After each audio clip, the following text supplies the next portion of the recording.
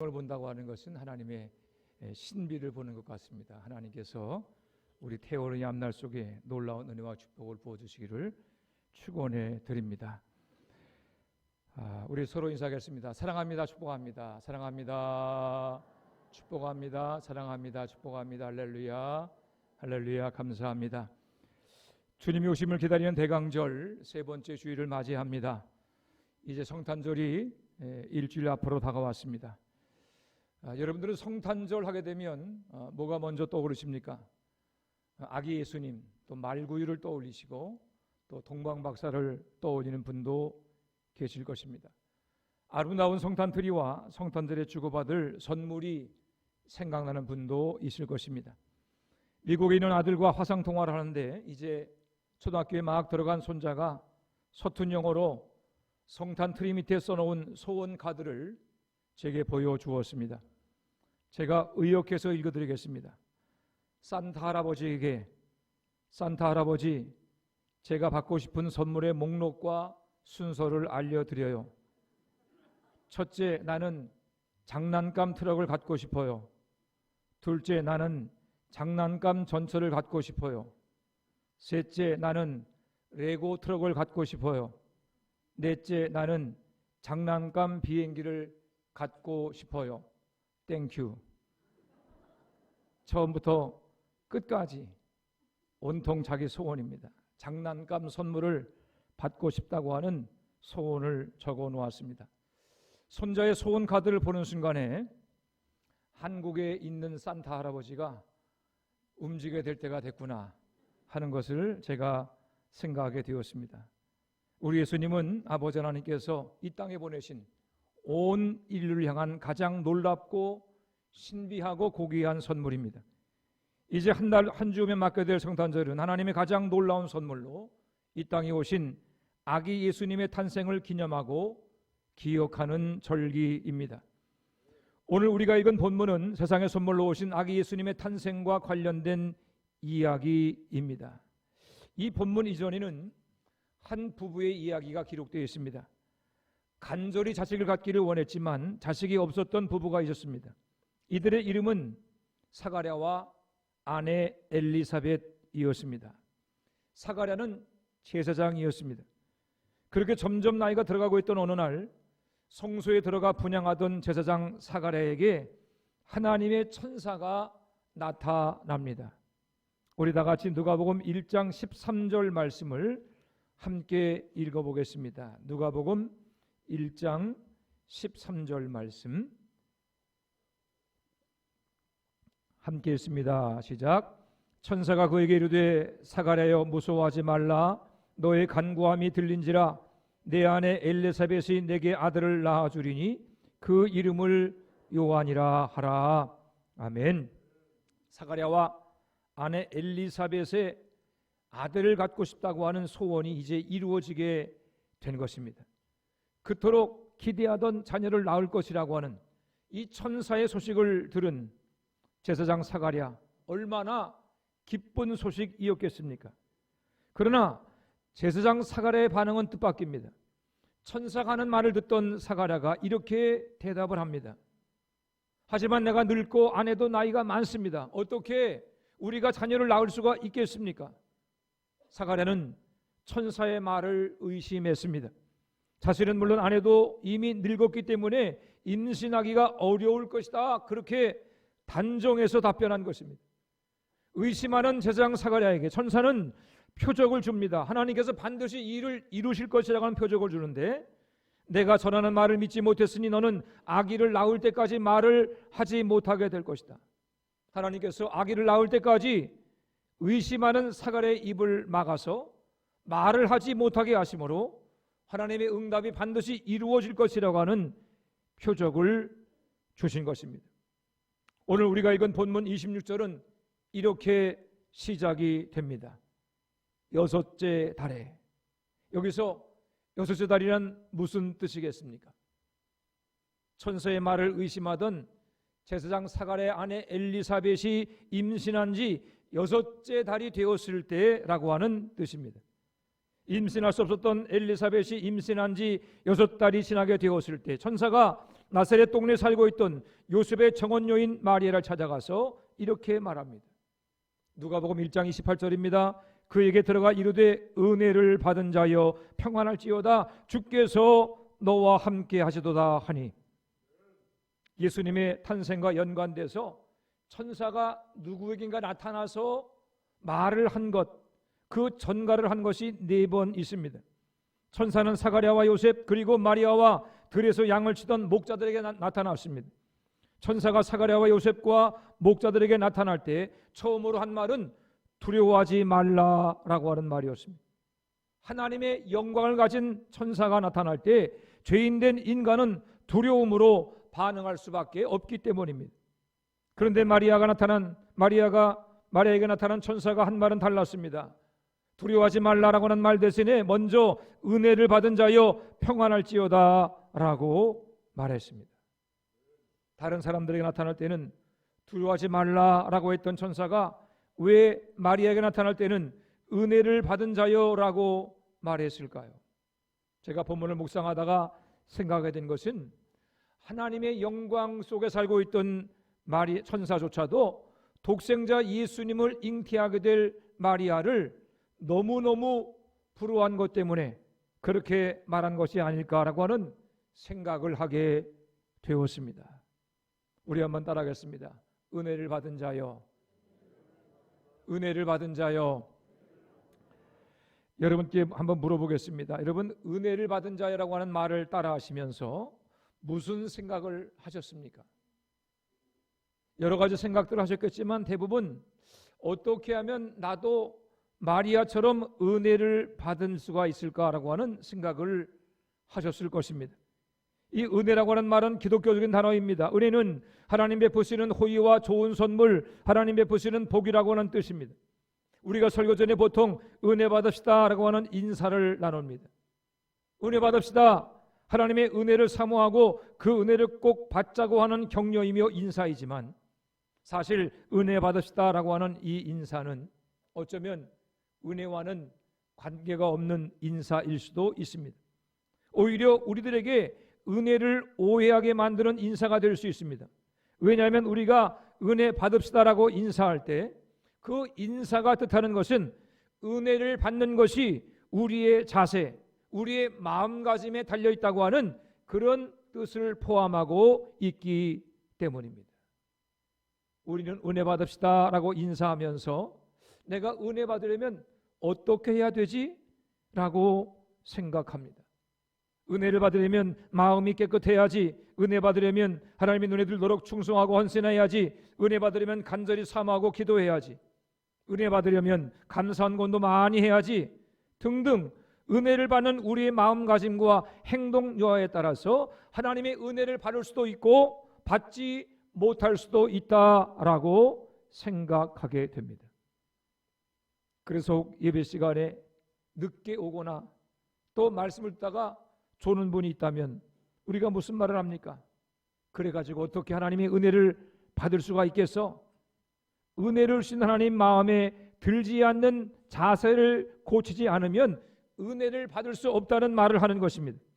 그러나 여러분, 우리는 은혜에 대해서 오해하고 있습니다. 은혜는 나와 상관이 없습니다. 나의 수고와 노력과 나의 모습과 나의 행동이나 마음가짐, 그 어떤 것도 하나님의 은혜와 상관이 없습니다. 은혜는 내게 달린 것이 아니라 전적으로 하나님께 달려 있는 것입니다. 오늘 본문에서 천사는 마리아에게 은혜를 받은 자여라고 말합니다.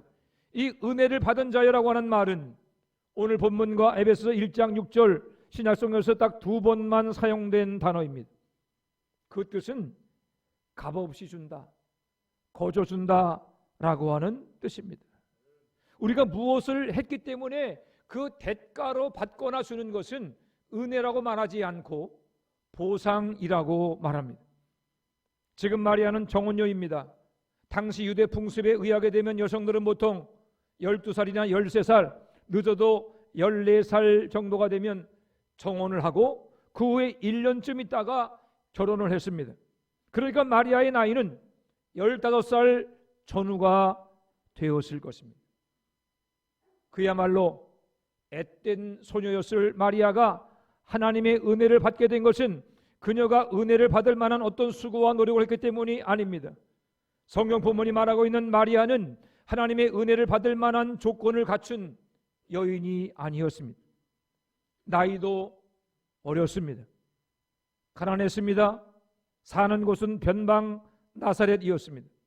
얼마나 나사렛이 시골 촌동네였으면 유대 사람들은 나사렛에서 무슨 선한 것이 나겠느냐라고 조롱할 정도였습니다.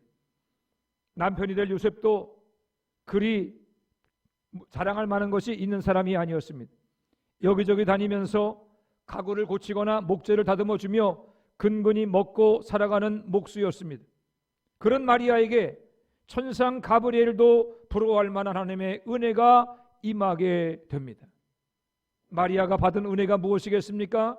우리 누가복음 1장 31절로 33절 말씀을 함께 읽습니다. 누가복음 1장 31절로 33절 말씀 함께 읽습니다. 시작. 보라 내가 잉타여 아들을 낳으리니 그 이름을 예수라 하라. 그가 큰 자가 되고 지극히 높으신 이의 아들이라 일컬어질 것이요 주 하나님께서 그 조상 다윗의 왕위를 주시리니 영원히 야곱의 집을 왕으로 다스리실 것이며 그 나라가 무궁하리라. 아멘. 마리아는 구세주이시며 만왕의 왕으로 영원히 세상을 다스리실 예수님을 잉태하고 출산하는 놀라운 은혜를 입게 된 것입니다. 이제 15, 가장 후미진 시골 동네에 살고 있던 여인, 일용직 근로자인 요셉을 남편으로 맡게 될 마리아가 이러한 놀라운 하나님의 은혜를 입게 된 것은 그녀의 노력, 신분이나 배경, 그녀가 가지고 있던 무엇인가 때문이 아니었습니다. 하나님께서 그렇게 정하셨기 때문에 마리아에게 하나님의 은혜가 임하게 된 것입니다. 여러분, 그렇습니다. 하나님의 은혜는 우리의 상식을 깨뜨리고 세상의 통계와 예측을 비웃습니다. 상상 초월, 예측 불가능. 그것이 하나님이 가지고 있는 은혜의 본질입니다. 예수님 당시의 유대 종교인들은 이 거저주시는 하나님의 은혜를 이해하지 못했습니다. 유대 종교 지도자들은 하나님의 은혜는 오직 율법을 잘 지키고 온 마음과 뜻과 삶을 다해서 하나님을 잘 섬기는 철저한 종교인들에게만 임한다고 생각했습니다. 그래서 하나님께서 모세를 통해 주신 율법 외에 그 율법을 구체적으로 지킬 수 있는 수많은 조항들을 만들었습니다. 율법을 지키기 위해서 해야 될 조항 248개와 하지 말아야 될 조항 365개를 만들었습니다. 여기에 또 다른 세부 조항을 2134개나 만들었는데 이 모든 조항들은 아무도 깨뜨려서는 안 되는 것이었습니다. 예를 들면 이렇습니다. 안식일에 잔디 정원에 놓여 있는 무거운 의자를 끌어옮기다가 그 의자로 인해서 땅이 파이게 된다면 그것은 밭갈기에 해당이 되어서 안식일을 범한 것이 됩니다. 그렇지만 휠체어나 유모차 자국이 밭에 나는 것은 허용이 됩니다. 안식일에 무화과 나무 열매를 묻거나 나뭇가지를 모으는 것은 거두기에 해당되어서 금지되지만 사탕봉지 같은 가공식품을 묶는 것은 허용이 됩니다. 안식일에 잔디를 깎는 것과 매달린 과일의 냄새를 맡는 것은 추수에 해당되어서 금지되지만 자라나는 꽃의 냄새를 맡는 것은 허용이 됩니다. 이러한 조항들을 만들어 놓았으니 도대체 누가 이런 조항들을 다 암기하고 이해하고 적용할 수가 있겠습니까? 이러한 수천 가지 율법 조항들은 결국 몇몇 종교 지도자를 제외하고 모든 백성들을 죄인으로 만들고 말았습니다. 이처럼 율법의 무거운 짐들이 백성을 짓누르고 백성들을 죄인으로 만들고 있던 어두운 상황 속에 예수께서 오셨습니다. 하나님의 아들이신 예수께서 율법의 행위로 고만한다고 하는 유대교를 향해서 하나님의 은혜를 선포하며 정면 도전을 했습니다. 구원은 율법의 조항을 지킴으로 얻는 것이 아니라 믿음으로 얻는 것임을 가르쳤습니다.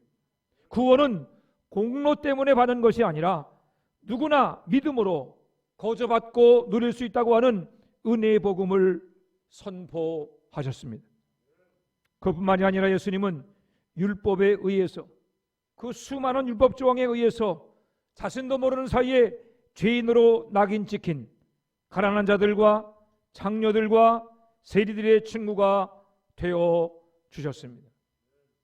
예수께서 말씀을 선포하시며 또 공생의 사역을 행하실 때 죄인들은 쌍수를 들어 예수님을 환영했지만 스스로 의롭다고 생각한 종교 지도자들은 예수님을 미워하고 핍박했습니다. 구원을 종교적인 열심의 결과물로 생각하고 하나님의 은혜를 독점하려고 했던 유대 종교 지도자들은 결국 은혜 중에 은혜로우신 하나님의 독생자 예수 그리스도를 십자가에 못 박아 죽인 것입니다. 오늘도 많은 사람들이 하나님의 은혜를 오해합니다. 은혜를 받으려면 주일 예배, 새벽 기도 빼먹지 말고 열심히 믿어야 한다.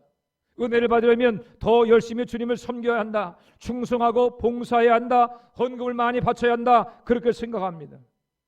만일 우리가 하나님의 은혜를 그렇게 생각한다면 우리는 예수님을 믿고 있는 것이 아니라 내 수고와 노력을 믿고 있는 것입니다. 만일에 우리가 내 공로로 구원을 받는다고 생각한다면 십자가에 피 흘려 죽으신 예수 그리스도의 죽으심을 헛되게 만드는 것입니다. 오늘 한국교회가 점점 굳어져 가고 있는 이유는 은혜를 은혜로 받지 않기 때문입니다. 은혜를 공로로 착각하고 은혜를 노력의 결과 내 수고의 산물로 생각합니다. 하나님께서 값없이 주시는 은혜를 나의 기도와 헌신과 충성과 봉사 등 종교적인 열심으로 쌓아올린 마일리지의 결과물이라고 생각하기 때문에 생명의 종교이며 은혜 종교인 기독교가 점점 굳어지면서 복음의 능력을 상실하고 있는 것입니다. 성탄절은 값없이 주시는 우리 하나님의 은혜를 회복하는 절기입니다. 우리가 받은 구원과 모든 축복은 우리에게 어떤 자격이 있기 때문이 아니라 하나님께서 은혜로 거둬주신 것임을 깨닫는 절기입니다. 구원받을 만한 자격이 없고 용서받을 만한 자격이 없지만 우리를 용서하시고 구원하시고 자녀 삼으신 하나님, 그 하나님의 놀라운 사랑을 기억하는 절기입니다. 자격 없는 자들에게 부으시는 한량없는 은혜, 그 은혜에 더하여서 우리가 마리아를 통해서 깨달아야 할 것이 있습니다.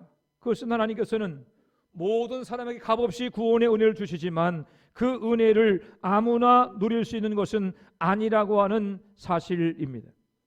마리아가 하나님의 독생자 예수님을 잉태하는 놀라운 은혜를 입은 것은 하나님의 전적인 은혜이기도 했지만 마리아에게는 예수님을 잉태할 만한 믿음이 있었습니다.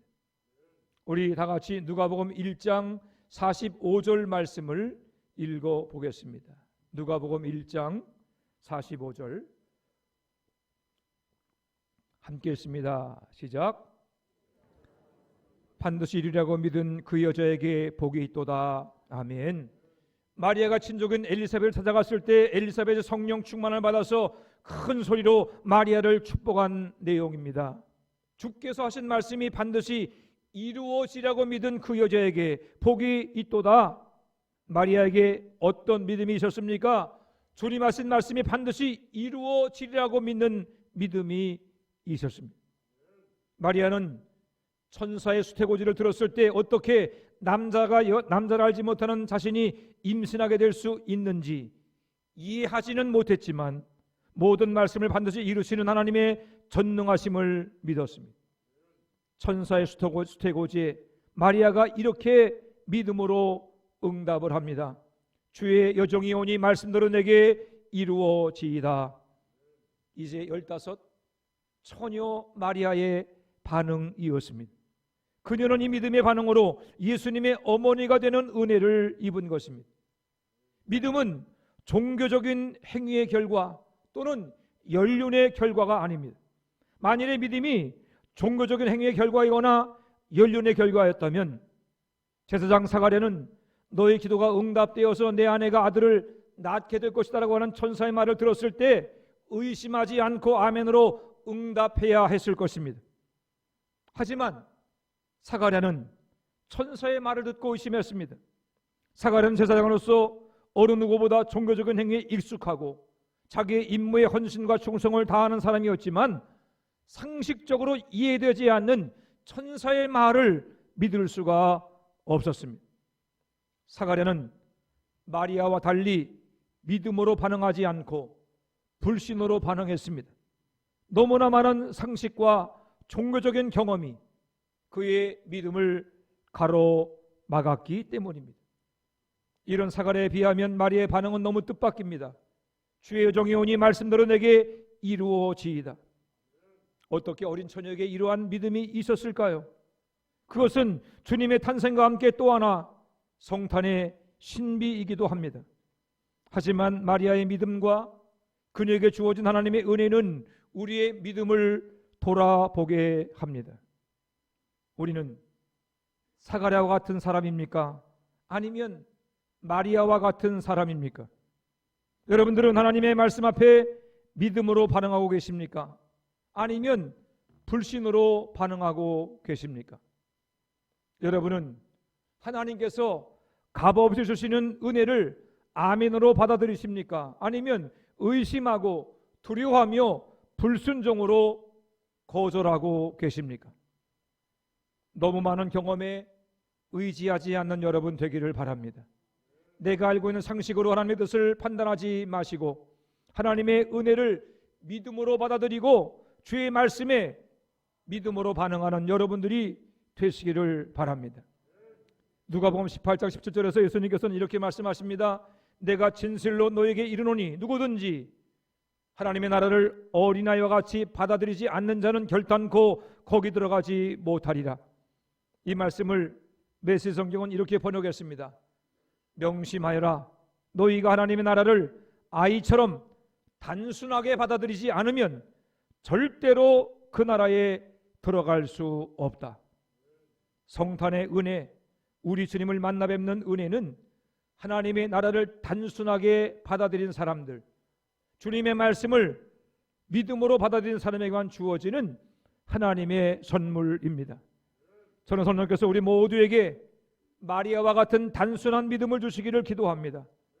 이해되어져 믿는 것이 아니라 주님의 말씀이기에 믿을 수 있는 믿음, 주님 말씀 앞에 나를 비워 겸손히 순종할 수 있는 믿음을 주시기를 기도합니다. 오늘도 주님께서 우리에게 말씀하고 계십니다. 성경을 통해서 또는 성령께서 우리 마음 가운데 감동하심으로 이런저런 경로를 통해 우리에게 말씀하시고 역사하실 때에 그 뜻대로 이루어지기를 기도하고 순종하는 여러분들이 되시기를 바랍니다. 그리함으로 우리 안에 임하신 하나님 임마누엘 예수님을 만나고 동행하며 증거하는 가장 복된 인생 될 수 있기를 우리 주님의 이름으로 축원해 드립니다. 기도하겠습니다. 하나님 은혜와 사랑을 감사합니다. 죄를 주고 마땅한 저희를 사랑해 주시고 독생자 예수님을 이 땅에 보내주시며 그리스도 예수를 믿는 자는 누구라도 구원받게 하시며 주의 자녀가 되는 하나님의 놀라운 은혜를 허락하신 것을 감사드립니다. 내 공로와 수고와 노력과 신분 때문에 구원받은 것이 아니라 예수를 믿는 믿음 때문에 구원받았음을 확증케 도와주시옵시고 마리아처럼 주님 말씀하실 때 믿음으로 반응하는 아버지 하나님 모든 성도들 되게 하여 주시옵소서. 그리함으로 오늘도 임마누엘 우리 가운데 역사하시며 여전히 기적을 이루어 주시는 하나님의 은혜를 체험하는 모든 성도들 되게 하여 주시옵소서. 아버지 하나님 성탄에 오신 주님을 찬양하며 또 영광을 돌려드립니다. 머지않아 다시 오실 우리 주 예수 그리스도를 기대하며 소망하는 담대한 믿음의 사람이 되게 도와주시옵시고 주님께서 말씀하실 때 주여 제가 여기 있나이다 부르심에 응답하며 순종하는 담대한 믿음의 사람이 되게 하여 주옵소서. 감사드리며 예수님의 이름으로 축복하며 기도해 사옵나이다. 아멘.